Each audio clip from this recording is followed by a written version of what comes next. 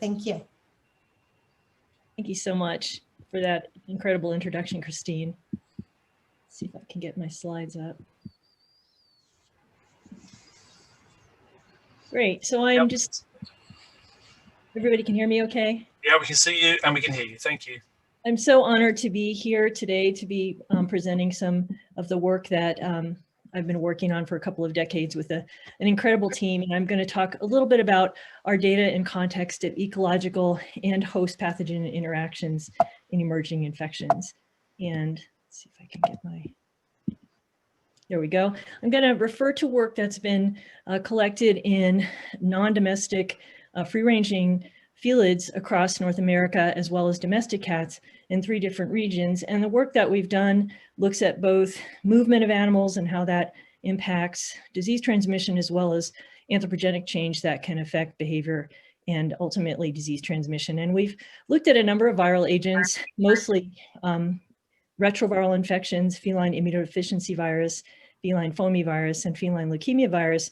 But we've done a suite of different pathogens to look at many different infections that are occurring in these species. And the sites that we've looked at include around Los Angeles, where there's huge anthropogenic change around wildland areas, 2 different areas in Colorado, both the Western Slope, which is ex-urban, relatively undeveloped wildlands, and then around the Front Range near Boulder, Colorado, which is wildland-urban interface. And then in the Florida Everglades, which is a completely different environment than these other 2 places, pretty much at sea level, below sea level, and has significant fluctuations in the amount of available land during the year. So I did want to put right up front that the ability for us to do these studies has required a lot of concerted effort to make our teams functional. And we've had a lot of great successes. And I think that in particularly in the last 5 years, my collaborations with Dr. Jenny Cross, who's a sociologist at Colorado State University, and her graduate student, Hannah Love, who is embedded in our team, has really helped us to look at the art of team science and to understand how important it is to have facilitation and experts that can help you when you get to those tough times when you're not necessarily communicating as well as possible, either through just differences in disciplinary language or just different career states, etc. And so I think that with their help, it has really enabled us to contribute exceptionally more knowledge than we would have otherwise, and also to develop collaborative and collegial teams that have been actually really fun to work with. So I think part of this talk is to represent why we would study animals, because my work doesn't directly impact human disease. And there's a number of different reasons why I think we should do this. First of all, there's a lot of infectious diseases in wildlife in particular that results in problems with species biodiversity and extinction. Here's a picture of a bat with white nose syndrome, which has plagued many populations of wild bats. We've been talking about bats as if they're the bad guys, but they've also got their own issues as well. There are emerging influenzas in canine population, one of which has been a cross-species transmission event from horses. And then of course, the livestock industry could be particularly burdened both in animal welfare issues, but also economic issues, impacts of foreign animal diseases or contagious diseases such as African swine fever, avian influenza, etc. So study animals for the diseases in their own sake for those species. Secondly, what we've been talking about most is how animals serve as reservoir hosts for pathogens that can occur in people. And just in my own state of Colorado, we've got plague-infected prairie dogs, we have West Nile virus in our bird populations, terrestrial rabies and skunks, tularemia in rabbit populations, and occasionally an anthrax event or 2. So not to scare you all I'm not doing a great job for the Tourism Board of Colorado, but just locally and around our own nation, we have these potential problems which are mostly sporadic, but you could envision circumstances where these could mutate or become more highly adapted for transmission and be zoonotic reservoirs really important for human health. But what I'm going to talk about for most of the rest of my talk is how you can study these ecological systems with predator-prey species or other species, and you can infer important lessons about disease transmission that are relevant for all species. And the first case study is going to be about bobcats around Southern California. And particularly the impacts of urbanization on the movements of these animals and their disease ecology. So there are bobcats living around Los Angeles, both below the south and north of the city of Los Angeles, and they're in a highly fragmented territory, as you can see here by all the red lines, which represent major highways that are very difficult for them to cross safely. And so we've looked at how those anthropogenic impacts have affected their movement and subsequent disease transmission. And this is a modeling paper here that's agent-based modeling. So it's a network simulation that's based upon many iterations of certain parameters that are expressed on a landscape. And we were particularly looking here about habitat content. So the gray area would represent more usable area for a bobcat, for example. And then the other indice relates to patchiness, or how closely aligned the usable habitat is. And then by programming different agents, or which could represent bobcats here, and giving them different movement characteristics and different disease transmission pathways, you can end up with a network model that in this particular simulation resulted in nearly 9 trillion moves that were then analyzed for the outcomes. And one of the interesting things we found, and I think I heard Peter Zazak talk about this earlier, is that unexpectedly disease transmission between these usable patches was actually higher when the permeability was somewhat impeded. So in intermediate or high permeability boundaries, we saw more transmission from patch to patch. And this was an unexpected consequence. And we evaluated a little bit more with a model that was informed by actual movements of animals. So this model relied on looking at where animals were moving in a highly fragmented landscape around Los Angeles, and then predicting statistically, if you were to just randomly plop some imaginary animals on this landscape, how much they would move in certain directions. And so you can see here, each of these colors represents a different animal. And one in purple, for example, was one of these ones that would potentially be using the relatively non-usable habitat, or moving through these matrices that were highly impeded. So we would call these potentially a risk taker that was able to move from patch to patch and transmit pathogens from one population to the next. The next study that we did was to actually look at some of the animals that lived in this landscape. And so this work looked at about 100 bobcats that were living south of Los Angeles in 2 different major populations, one that was near the coast and one that was more inland. And we did host and pathogen genomics on samples from these animals. And as you can see from the blue and yellow, the 2 populations are nearly completely separated. There's occasionally a migrant that would go from the inland area to the coast area, but we weren't able to detect any going the other direction. And there was no inbreeding or gene flow between the 2 populations.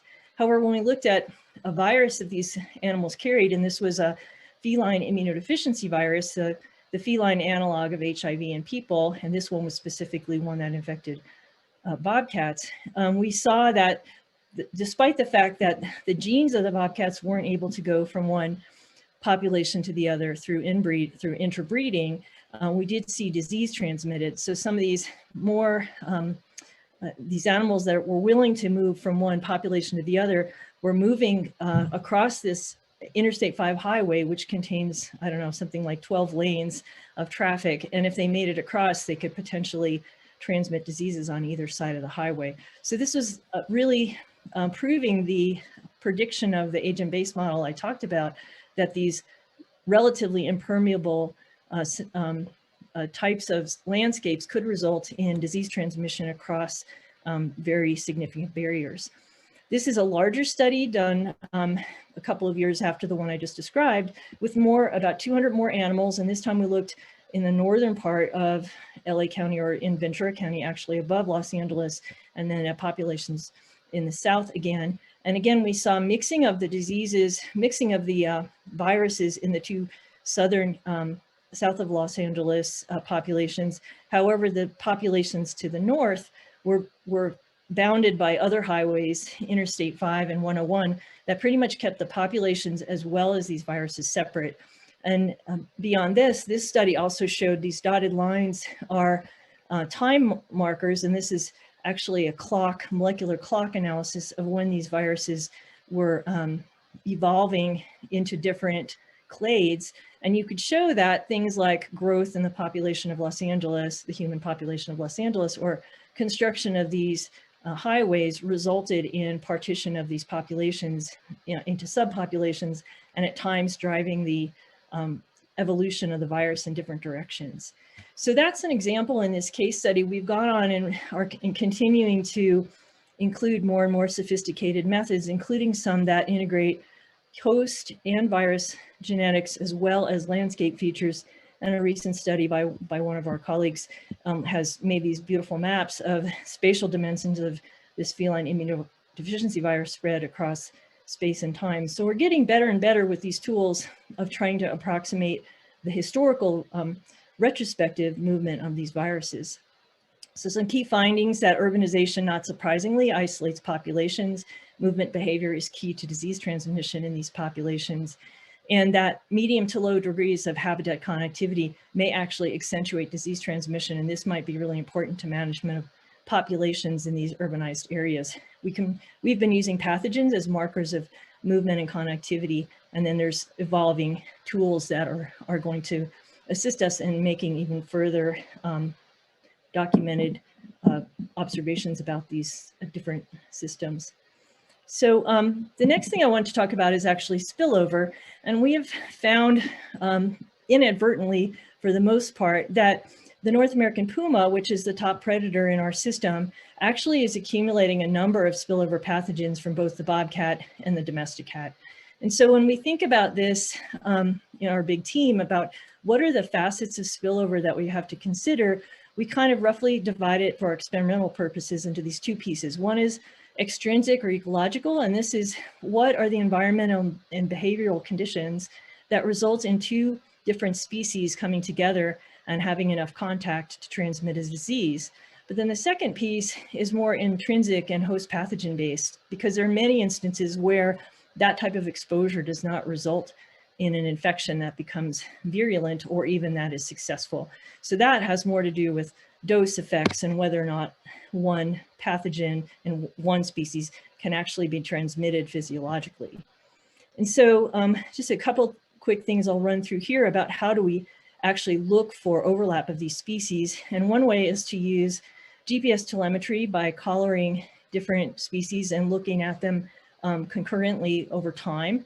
This is a lot. It's hard to really describe how much effort it takes to collar 24 or 25 pumas, let them go and monitor them. And this is all work that's been done by the Colorado Parks and Wildlife, and they've graciously provided us with their data. And then my group, or our team with Kevin Crooks as the lead and Jesse Lewis as one of the graduate students, collared about 25 bobcats in the same region around Boulder, Colorado, and looked at their GPS markers over approximately the same time period. And then a third student, Ashley Gramza, collared some domestic cats that had outdoor access and looked to see where they were. And as you can see, there's very significant overlap of all three of these species in this, at least spatially. And you can map the temporal aspects of this as well to come up with statistical models of direct and indirect contact that might relate to pathogen prevalence.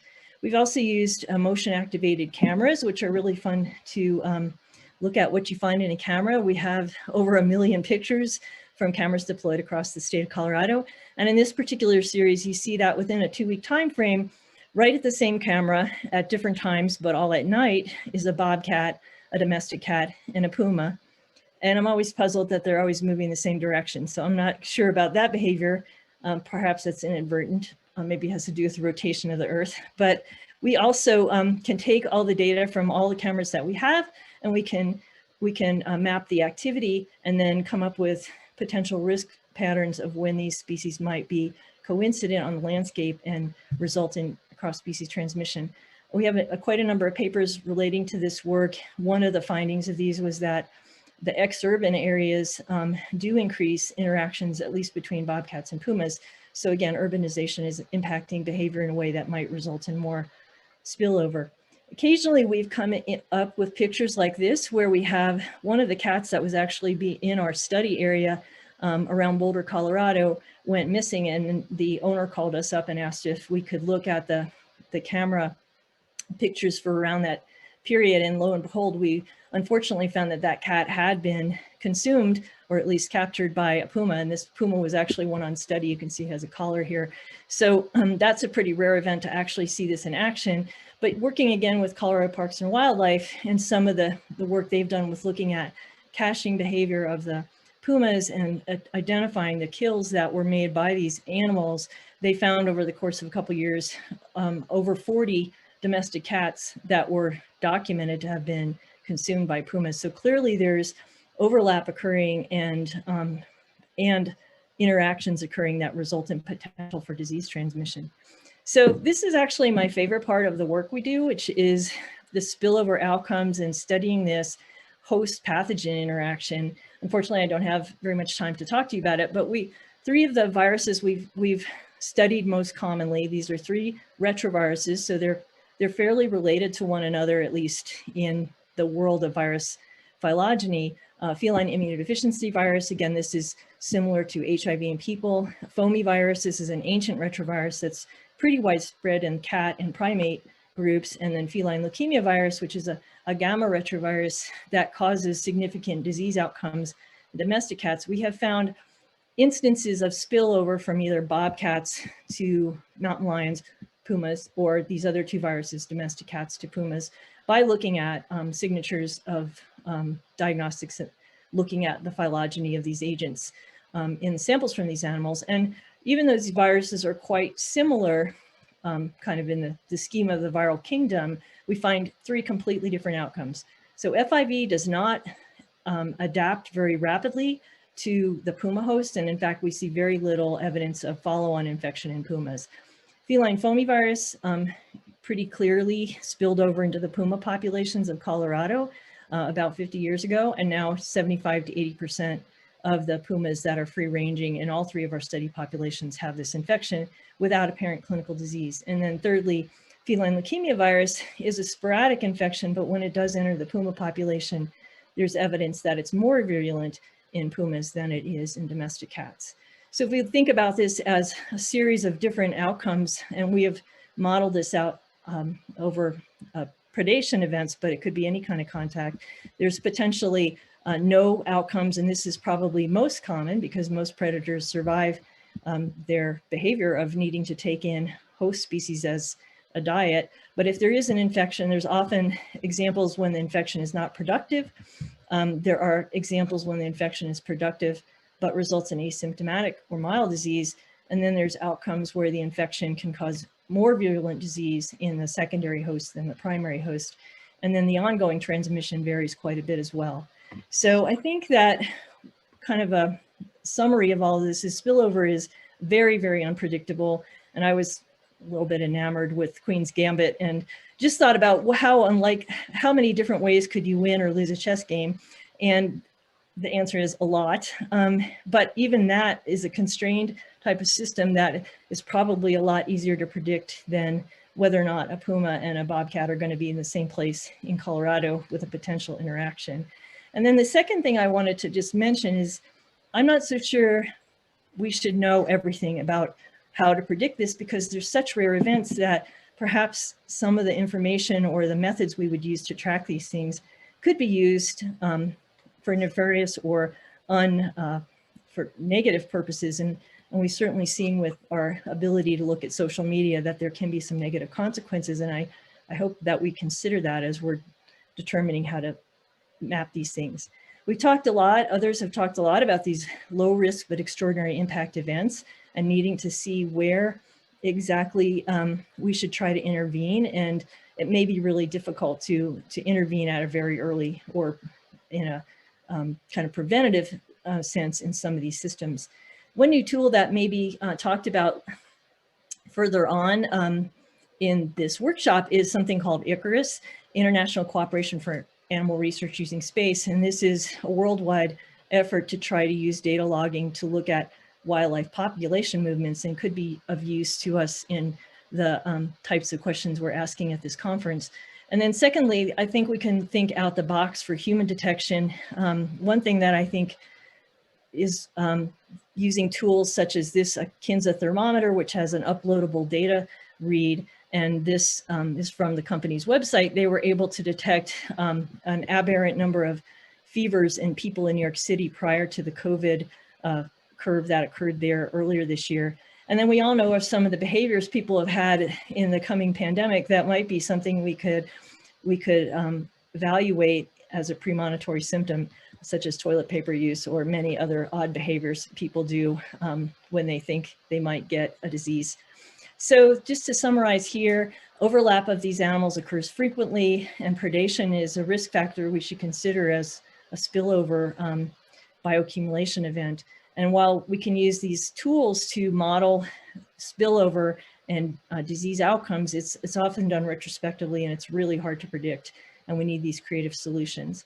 So the three things I'd like to just kind of leave as the final word is that teamwork and transdisciplinary teams is something that doesn't necessarily come easily, nor is it rewarded potentially, and we should consider that as a way to motivate the types of talks, the types of studies we're talking about. That we need to have these focus studies in both the intrinsic and extrinsic determinants of emerging infections in animals. So both in the ecological level, but also at the host pathogen interface. And then we need to think of these creative solutions for these low risk extraordinary impact events. And with that, I didn't really mention anybody's names, but I'm incredibly grateful to a very many number of collaborators on these projects, and also to our organizational partners and to NSF for providing the funding to make this work possible. Susan, thank you very much indeed. There's a lot of people to thank, and we want to thank you with a virtual round of applause. Thanks very much indeed.